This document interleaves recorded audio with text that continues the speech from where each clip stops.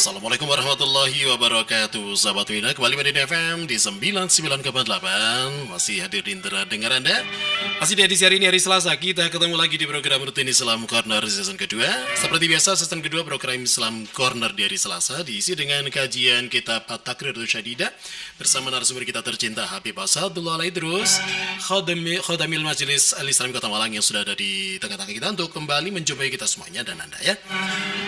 Ayo segera kita jumpai beliau. Assalamualaikum Habib. Waalaikumsalam warahmatullahi Khair, sehat Habib. wabarakatuh. Alhamdulillah sambil ngopi Habib ya. Ya Allah, nikmat. Kita senantiasa berdoa semoga Habib Asadullah Al-Idrus tetap dalam kondisi bugar, sehat walafiat, tetap dalam lindungan Allah Ta'ala, diberikan umur panjang barakah fi taatillah Rasulullah min rabbal alamin. Hari ini kita akan lanjut materi kita. Kalau minggu kemarin kita masih membahas tentang najis Habib. Hari ini najis mughalah atau kemarin ya? Ya. Sekarang najis mukhaffafah. Mukhaffafah. Nggih, monggo, tafadhol. Bismillahirrahmanirrahim. Alhamdulillah wassalatu wassalamu ala Rasulillah Sayyidina Muhammad bin Abdullah wa ala alihi wa sahbihi wa man wala. Amma ba'du. Alhamdulillah, kita memasuki bagian kedua dari 3 jenis najis. Yaitu yang pertama mughaladhah sudah kita bahas, cara mencucikannya juga. Kemudian sekarang yang kedua an-najasatul mukhaffafah, najis yang ringan atau mukhaffafah. Dikatakan sababut tasmiyatil bil mukhaffafah, dinamakan atau penyebutan dengan najis ringan ini kenapa? Lianna syari'ah khaffafa fi hukmiha, karena dalam syariat ringan hukumnya. Wahiyya allati tatawaffaru fiha arba'atu syurut. Selama memenuhi 4 syarat ini, maka najisnya menjadi najis yang ringan. Yang pertama ayyakuna baulan, kencing. Bukan buang air besar. Yang pertama. Yang kedua ayyakuna min sobiyin, dari anak bayi laki-laki. Kalau anak bayi perempuan maka hukumnya sama seperti orang dewasa. Mutawassit berarti. Ya, kalau kencingnya anak kecil perempuan, anak bayi perempuan itu sama dengan yang dewasa. Ini khusus untuk anak bayi laki-laki. Kemudian yang ketiga alla yablugha sabi haulaini atau sanataini. Dan si bayi anak kecil ini tadi umurnya kurang dari 2 tahun. Yang ketiga. Yang keempat alla yut'am ghairul laban lil taghaddi. Yang keempat, si bayi ini tidak makan apapun selain ASI untuk mengenyangkannya. Nah, ini seperti yang keempat ini kayaknya kayaknya jarang sudah sekarang ini. Biasanya anak bayi itu sudah dikasih susu formula, kemudian dikasih ya makanan-makanan bayi kecil kan, gitu ya. Bubur atau apa, malah ada yang kata daerah tertentu itu kalau bayi itu diulek nasi sama pisang. Ya nasi. saya dulu Bib. Padahal kata tidak boleh itu. Dilotek istilah Jawa katakan Bib. Padahal kata tidak boleh. Nggih. Nah, karena tidak ada syarat yang keempat ini biasanya, maka hukumnya tetap sama kayak yang najis yang lain. Nah, kalau ada 4 ini, yaitu yang pertama kencing, kemudian yang kedua dari anak bayi laki-laki, kemudian yang ketiga umurnya kurang dari 2 tahun, dan yang keempat tidak makan makanan apapun selain ASI untuk mengenyangkan dia. Kalau misalkan tahnik sekali gitu tak apa-apa. Nah, tapi ini jarang terjadi. Kalau tahnik ini berarti istisna Bib. Tidak apa-apa, pengecualian, karena bukan mengenyangkan. Kalau tahnik itu kan bukan mengenyangkan dia, hanya sekedar untuk tabarukan jadikan kurma tersebut. Kemudian fa idza ikhtalla syartun min hadhi syurut fa najasatuhu mutawassithah. Kalau tidak ada satu dari syarat-syarat ini, maka najisnya menjadi najis mutawassithah. Nah, kaifiyah izalatiha, dan cara menghilangkan najis ini, tadhuru birrashil ma'i 'alaiha ma'a ghalabah wa izalati 'ainiha wa awsafiha. Dikatakan cara untuk menghilangkannya, tadhuru birrashil ma', disucikan dengan cukup diciprati dengan air sampai banyak gitu ya, sampai banyak, air itu sampai banyak, wa izalati 'ainiha wa awsafiha, dan menghilangkan ainun najasahnya dan sifat-sifat dari najis itu. Ya. Jadi cara untuk menghilangkan najis mukhaffafah atau najis ringan. Seperti dikatakan di dalam Zubat, wa baulut tiflin ghaira darri ma akal yakfihi rasyu in yusib kull mahal. Ini khusus untuk bayi laki-laki, sekali lagi anak kecil, tapi yang sekarang Zaman sekarang jarang terjadi. Zaman sekarang jarang. Karena mulai kecil biasanya sudah dikasih susu formula, ini sudah menggugurkan syarat najis mukhafafahnya ini tadi. Kemudian yang ketiga, najasa mutawassithah. Wahia sa'ir najasa, najis yang mutawasit atau najis yang tengah-tengah, dan itu umumnya najis. Umumnya, selain dari dua yang sudah kita sebutkan sebelumnya. Nah, dikatakan sababu tasmiyah bil mutawassithah, dikatakan penyebab penamaan mutawassithah ini apa? Li'anna syari' tawassut fi hukmiyah, karena syariat tengah-tengah dalam menghukuminya, dan caranya juga demikian. Watan gasim hadin najasa ila qismain, dan najis ini terbagi menjadi dua macam. Yang pertama najasatun hukmiyah, najis hukmiyah. Wa hiya allati la launa wala riha wala ta'ama laha. Najis hukmiyah ini adalah najis yang hukumnya najis tapi tidak ada bendanya. Bendanya sudah hilang. Bendanya sudah hilang tapi najisnya masih ada. Itu najis hukmiyah. Nah, dikatakan najis hukmiyah ini sababu tasmiyati bil hukmiyah, karena sabab penamaan dengan hukmiyah ini adalah lianna hakamna alal mahalli binajasatihi biduni wujudi sifatin min sifatiha al-laun aw rih aw ta'am. Dinamakan najis hukmiyah ini apa? Karena kita menghukumi tempat tersebut dengan najis tanpa adanya najis itu, tanpa ada benda najisnya. Ainun najasannya nggak ada. Ainun najasnya tidak ada. Ya, seperti warnanya sudah hilang atau baunya sudah tidak ada, atau ta'am, kalau ta'am ini rasa yang dikira-kira ya, bukan Dilat. Nah, kaifiyatu izalatiha, cara menghilangkannya bagaimana? Tadhuru bijaril ma' 'alaiha. Tadhuru disucikan dengan mengalirkannya air ke najis hukmiyah tersebut, cukup sekali. Ya, itu najis hukmiyah. Nah, kalau najasatun ainiyah, kalau najis ainiyah atau ada bendanya, ada benda najisnya di situ. Ya latilah laun aurih au ta'mun, ada warnanya, ada baunya, dan ada juga rasanya yang dikira-kira, sekali lagi rasa tersebut. Nah, seperti kencing mungkin atau apa gitu ya. Kemudian sabab tasmiyah bil ainiyah, sabab dinamakan dengan ainiyah li baqa'i ainin najasa fiha, karena ada bekas najisnya di situ, yaitu warna, bau, dan rasanya. Nah, kaifiyatu izalatiha, cara mensucikannya gimana kalau najis ainiyah? Dikatakan ghasluha bil ma' hatta tazula awsafuha, disiram atau dicucikan ya, diperseni. Kalau caket gitu digosok dengan air atau gimana sampai hilang sifatnya, yaitu warnanya hilang, baunya hilang, dan rasanya juga hilang. Kemudian fa idza zalatin najasatu bi ghaslatin wahidatin kafat wa tusannu ziyadatu thaniyatin wa thalithatin. Nah, kalau misalkan sudah hilang, sak bau-baunya hilang, semuanya hilang, dengan siraman air tersebut maka cukup. Tapi kalau sunnah ditambahi dengan baju guyuran yang kedua dan juga guyuran yang ketiga. Nah, tapi yang menjadi masalah ada sisa najisnya tersebut yang kalau misalkan ada di air itu tadi, itu bisa menjadikan mutanajis yang terkena air itu tadi nanti akhirnya. Kemudian wa idza lam tazal wa idza lam tazuli, ya, tazuli najasatu bi ghaslatin wahidatin, kalau misalkan tidak hilang najis itu dengan satu basuhan tadi, maka wajib ziyadatul ghaslati tsaniyati, maka wajib nambahi dengan 2 kali basuhan guyuran untuk menghilangkan air najasahnya. Wa idza lam tazul wajib ziyadatul ghaslati tsalitsa, kalau tidak bisa maka 3 kali. Fa idza lam tazul bi thalathi ghaslat ma'al isti'anati bin nahwi sabuni fatusama hadil halah halat taghayyur, hal ta'assur. Kalau misalkan sudah 3 kali berusaha dikucek dia apa segala macam tetap tidak bisa hilang, ngefleknya itu tidak bisa hilang. Sudah pakai macam-macam ala, pakai jeruk nipis mungkin, pakai apa gitu, sabun mungkin, tetap tidak bisa hilang, maka berubah menjadi hukum ta'assur. Hukum ta'assur ini sulit untuk dihilangkan, dan itu ada hukum tersendiri masalah ta'assur. Ain sin ra, ya, ta'assur.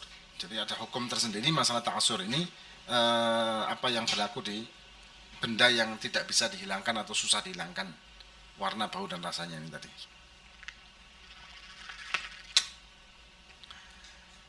Nah, kemudian hukum fi halati ta'assur Nah, kalau masalah hukum ta'assur ini nanti akan kita bahas, kita anukan pertanyaan-pertanyaan dulu. Wallahu a'lam bishawab. Baik, tadi sudah kita simak dan kita ikuti bersama pemaparan seputar dua najis tersisa dari pokok bahasan kita minggu yang lalu. Kalau minggu lalu kita sudah membahas tentang najis mukhalathah, sudah dibahas lengkap oleh beliau. Dan kalau tadi kita sudah simak ada najis mukhaffafa, kemudian ada najis yang ringan, karena dari syariat ini menghukuminya ringan ya dengan 4 syarat tadi. Kencing, kemudian kencing dari anak yang bayi, laki-laki, bukan perempuan, usianya kurang dari 2 tahun, atau si bayi tidak makan apapun selain ASI atau air susu ibu. Kemudian tadi dilanjut juga dengan najis mutawasitoh ya, yang sudah diurai oleh beliau tadi. Baik, sekarang saya undang Anda untuk bisa ikutan di 0853 38001190 yang saya coba dilihat yang minggu lalu ini untuk mohon maaf ya. Apa ya, iya nggak bisa ini bebannya Bib. Apanya? wifi-nya nggak, iya error ini wifi-nya nggak bisa. Oke, kita sama dulu yang sudah bergabung. Kita coba lihat beberapa pertanyaan belum tercover beberapa waktu yang lalu ya. Saya coba lihat dulu. Kalau misalkan seseorang sudah membersihkan masalah najis mukhaffafa, kalau misalkan di antara ada anak kecil ini sampai dia tidak pernah makan, mungkin karena entah itu kelainan atau apa, sedemikian dia kalau tidak minum ASI dia tidak ada asupan, sedemikian dia tidak makan bubur. Apakah mutlak 2 tahun itu sebagai syarat dari jenis-jenis najis mukhaffafa tadi? Ya, batas maksimalnya adalah 2 tahun. Itu merupakan syarat. Selama 2 tahun itu ya umur 1 hari, 2 hari, 7 hari gitu maksudnya. Maksimal sampai umur 2 tahun. Walaupun orang ASI bayi ini tetap di ASI, tetap konsumsi ASI walaupun umurnya sudah lebih dari 2 tahun, ya najisnya berubah menjadi mutawasitoh. Karena batas maksimalnya adalah umur 2 tahun. Jadi kalau lebih dari 2 tahun berarti sudah mutawasitoh walau tetap ASEAN terus. Tetap ASEAN terus. Tapi itu tadi yang sekali lagi sepertinya jarang di masa sekarang ini karena baru lahir aja sudah kasih susu formula kan. Tinggal kerja. Ada 0819448987 sekian. Assalamualaikum Habib. Waalaikumsalam. Bagaimana hukum keringat bayi ketika dia mandi dengan air najis dari Bu Miftah yang ada di Tumpang ini? Kan biasa Bib ya. Jarang kita terutama orang awam umumnya begitu. Dia tidak menyadari bahwasanya anak yang dicemplung orang Jawa katakan apa ya. Dimandiin di bak gitu loh Bib. Campur kencingnya. ke kencingnya dan sebagainya. Lalu kemudian ketika diangkat dikering kemudian dia berkeringat, keringatnya hukumnya apa Bib? Najis atau gimana Bib? Najis atau gimana? Ya kalau misalkan si anak bayi ini sudah dimandikan dengan air yang najis, ya kemudian dia dintas terus dikeringkan, maka otomatis kan masih ada najis di badannya dia. Yang jadi pertanyaannya, keringatnya tadi campur, berarti keringatnya najis. Najis yang berarti karena basah kan. Kalau misalkan dia belum disucikan dari najis tersebut, berarti Bib, kalau keringatnya najis, ketika kita pakai baju, apalagi baju koko untuk pakai sholat, berarti kita sudah hamilun najasa Bib. Ya. Masya Allah. Betul. Ya. Kecuali kalau misalkan si bayi ini diguyur. Diguyur bukan dicelup, bukan direndam. Kok direndam? Bukan dimandikan dengan dimasukkan ke bak, tapi setelah dimasukkan di bak, dimasabuni segala macam, terus kemudian masih diguyur. Nah, diguyurnya itu menghilangkan najisnya. Dimandikan. Ya, bukan dengan di baknya. Sebenarnya guyur juga kan bisa Bib ya. Walaupun itu satu ember atau pakai gayung itu kan bisa ya, air hangat. Iya, kayak seperti gitu ya. Ya Allah. Kalau seperti itu bisa menghilangkan juga nanti. Ini bahaya ini ya. Orang-orang jarang orang sadar. Ini bagus pertanyaan Bung Mita ini. Baru enggak kita. Berarti terus gimana hukumnya Bib? Ada kata orang sudah tidak tahu gitu. Ya kalau enggak tahu ya gimana ya? Gini loh. Sekarang kita dirinci dulu. Najisnya dari mana? apakah ketika dimasukkan ke dalam bak itu dia tidak dicepoin? Atau ketika di bak itu dia kencing di dalam bak? Atau gimana? Biasanya sih Beb, bekas pembalut atau pampersnya itu kan masih mengering kan di bokong atau di selangkang. Itu langsung dimasukkan ke bak? Iya, tanpa biasanya gitu. dibilas? Enggak, biasasanya gitu Oh, orang-orang. ya, ini Aduh. harus dirubah caranya. Harus dirubah caranya dengan dibilas dulu di luar ember, kemudian setelah itu dengan air hangat, setelah yakin sudah disucikan, dicepokin di luar gitu loh maksudnya. Iya. Dicepokin di luar, kemudian baru dicemplungno di bak air hangat. Seperti itu. Kalau misalkan tetap langsung buka pempasnya langsung dimasukkan ke ember ya najis semuanya memang. Aduh, ini rata-rata yang saya lihat seperti itu, Beb.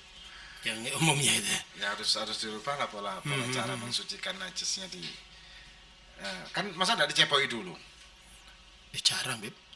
Pokoknya kering ya dimasukkan sudah.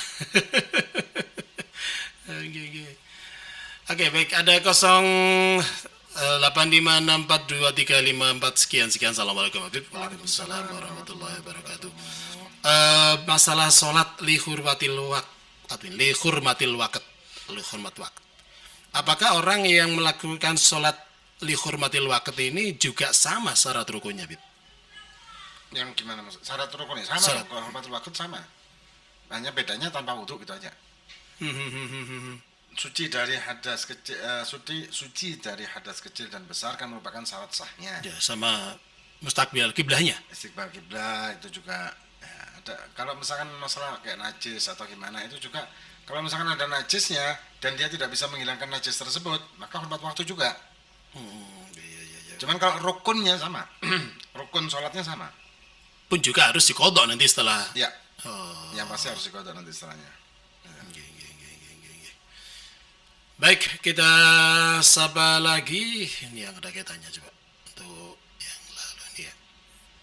Masalah, bagus pertanyaannya.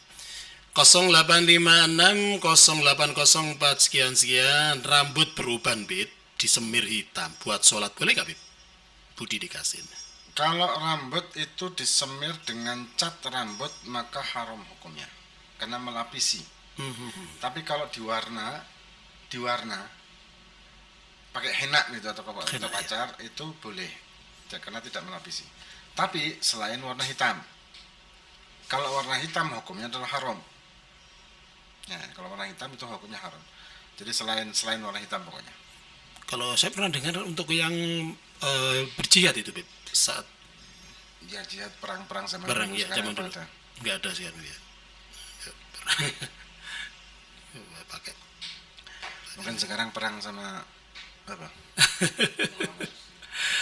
Oke, kita sapa lagi. Sudah bergabung ada 0838302822 sekian. Assalamualaikum, Habib. Waalaikumsalam warahmatullahi wabarakatuh. Dari hari di pasar Klojen yang mau tanya, Bib, tentang mandi wajib biar kalangan muda atau yang baru mengenal mandi wajib tidak salah dalam melakukannya. Apa dalam mandi wajib harus membasuh setiap bagian tubuh termasuk alat vital dan apakah harus menggunakan sabun? Itu yang mau saya tanyakan, Bib. Mohon penjelasannya. Ya. Kalau untuk mandi wajib itu cuma dua rukun. Yang pertama niat, dan niatnya itu letaknya ketika membasuh badan. Pertama kali membasuh badan, menyiramkan badan dengan air, maka disitulah letak niat. Nah, kemudian yang kedua, ta'mimu jami'il badan basyaran wa sya'ran bil ma'. Meratakan seluruh badan baik kulit maupun rambut dengan air. Itu rukun yang kedua. Jadi meratakan air ke seluruh kulit badan tubuh kita. Jadi semuanya, semua kulit dan semua rambut yang ada di tubuh kita, itu semuanya harus terkena air, dan juga tempat tumbuhnya rambut itu juga harus kena air. Kalau masalah pakai sabun apa enggak, ya kalau airnya harus air murni dulu untuk menghilangkan hadas. Setelah itu terserah mau pakai sabun, mau enggak, mau krim bat, mau apa segala macam itu bebas aja. Soalnya jenis-jenis kulit manusia berbeda-beda. Ada kulit kering, ada kulit berminyak, ada kulit sensitif dan sebagainya. Sekering-keringnya kulit ketika kena air masa enggak bisa? Yang berminyak yang susah, Bib, ya, harus pakai. Enggak, kalau berminyaknya dari tubuh kita enggak masalah. Oh, gitu ya, Bib, ya. Ya, lagian minyak yang di tubuh, minyak misalkan apa yang ngelengo lek bahasa Jawa. Nggih. itu dia kalah sama air. Kalah sama air. Ketika kita menyiramkan ke wajah kita yang berminyak tadi itu, pasti dia kalah, minyaknya ini akan kalah. Iya, wajah saya berminyak ya Mas. Jenis berminyak. Minyak saya. Jadi kayak kemarin itu heboh masalah minyak goreng mahal itu, saya tenang aja, Bib. Dia punya minyak. Tinggal diperes pakai handuk. Lari-lari jalan-jalan maksudnya. Ada baik. Ini ada pertanyaan berikutnya yang item B ini, Bib. Bagaimana hukum bekas air yang dipakai untuk mandi wajib, Bib? Apakah mutanajis atau apa ini? Tidak, Bib. Air yang dipakai Atau untuk mustakmal. mandi wajib itu mustakmal. Kalau air itu kurang dari 2 kulah, tertampung kurang dari 2 kulah. Mungkin yang dimaksud cipratannya kali, Bib ya? Iya, cipratannya menjadi mustakmal. Bukan mutanajis, bukan kan? Enggak. Ya, Itu ini kalau salah kaprah. hadas ini. besar tuh ini maksudnya. Enggak, atas apa? Atas besar. Hadas besar, hadas dengan najis beda loh. Hadas itu adalah orang yang mengalami hadas tersebut karena beberapa penyebab seperti kencing, buang air besar dan seterusnya. Maka dia statusnya berhadas kecil atau melakukan hubungan suami istri keluar mani maka berhadas besar. Nah, ketika menghilangkan hadas tersebut dengan mandi atau dengan wudhu maka airnya bukan najis. Beda dengan najis. Najis dengan hadas suatu hal yang berbeda. Sama-sama menghalangi sahnya sholat, ya. Tapi jenisnya beda. Baik, ada ini pertanyaan bagus nih, Bib. Ada 0897633544 sekian. Assalamualaikum, Habib. Waalaikumsalam warahmatullahi wabarakatuh. Kalau minggu yang lalu antum Habib yang saya hormati membahas masalah najis mughalladzah.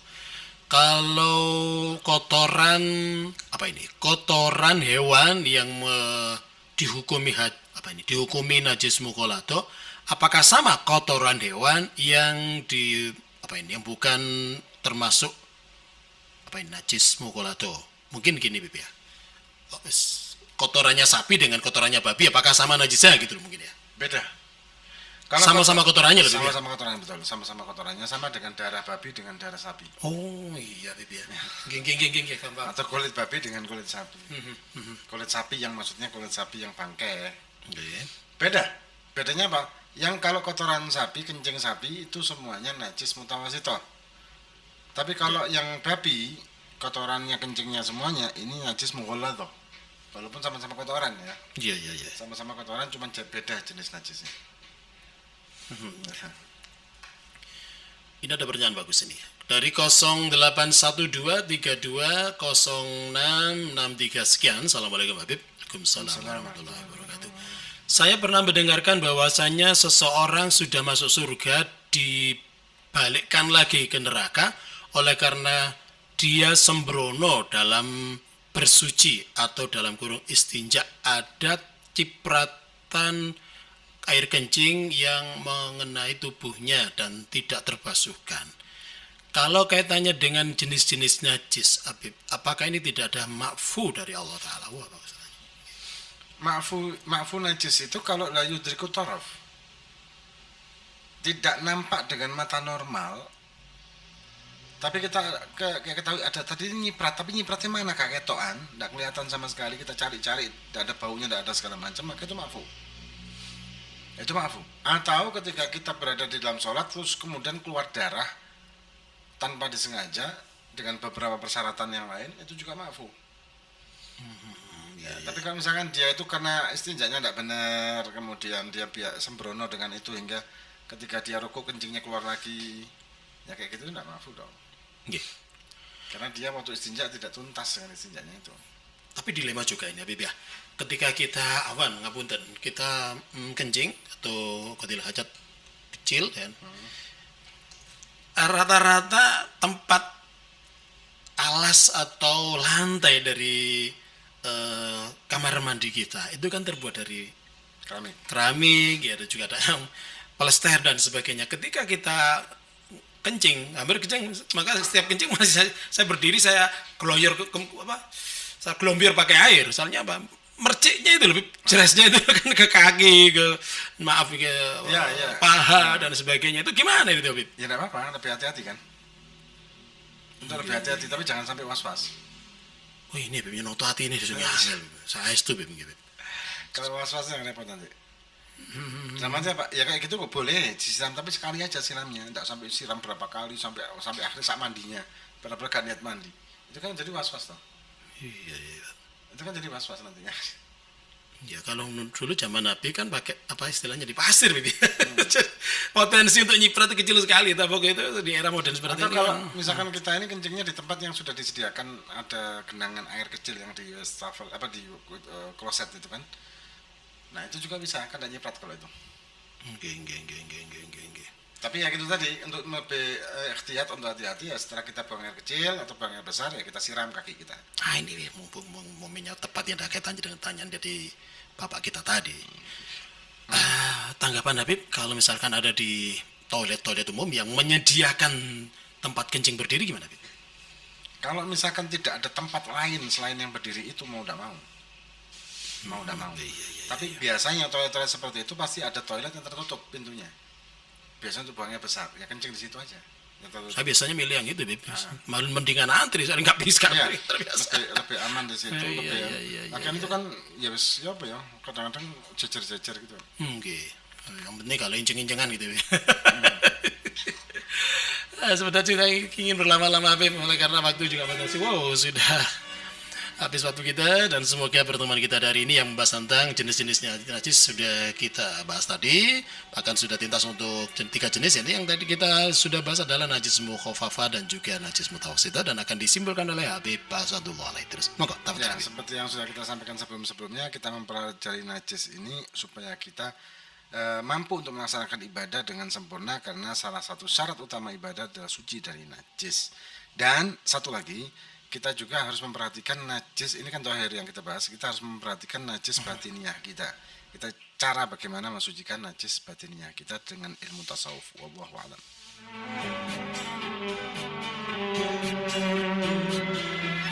Ya, alhamdulillah dengan kesimpulan yang sudah disampaikan oleh Habib Asadullah alaihi terus tadi tuntas sudah program acara Islam Corner hari ini, dan segera kita bergabung dan merapat dengan ruang utama Masjid Agung Jami Kota Malang. Kemudian bersama menantikan dan sholat tasyahud untuk kawasan Malang Raya dan sekitarnya. Wallahul muwaffiq ila aqwamit thoriq. Assalamualaikum warahmatullahi wabarakatuh.